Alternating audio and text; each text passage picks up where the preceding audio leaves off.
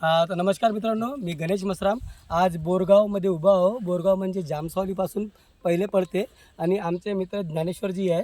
आम्ही यांच्या शेतात उभा आहो. हे वांग्याचा प्लॉट आहे आणि काही 1 वर्षा पहिले मी यांना थोडंसं नॉलेज दिलं होतं प्रोडक्टबद्दल, की इंडिया ॲग्रो एक आहे ब्रँड जे शेतीसाठी काम करते.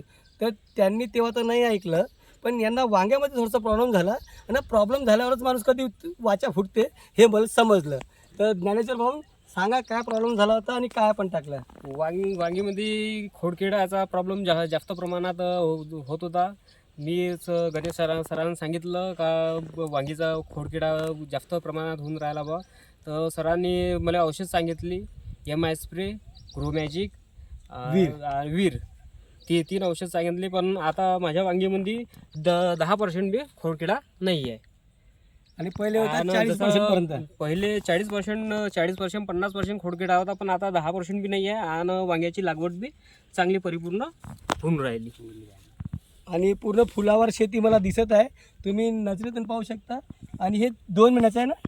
नाही, 6 महिन्याची. हे आता हे किती झालेलं? आता 2 महिने झाले आहे वांगीले.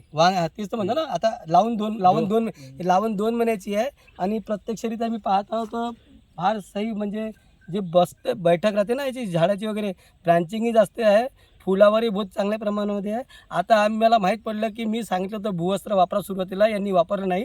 तर आता म्हणतं की आता वापरून घेऊ. तर आता साहेब भूवस्त्र वापरणार आहे. आणि आता आम्ही ओलिफही दिला आहे आणि ग्रो मॅजिक, MI स्प्रे. आणि तिकडं पराठी वगैरे आहे, तर त्यासाठी पण आम्ही पराठीसाठी पण त्यांनी आता घेतला आहे.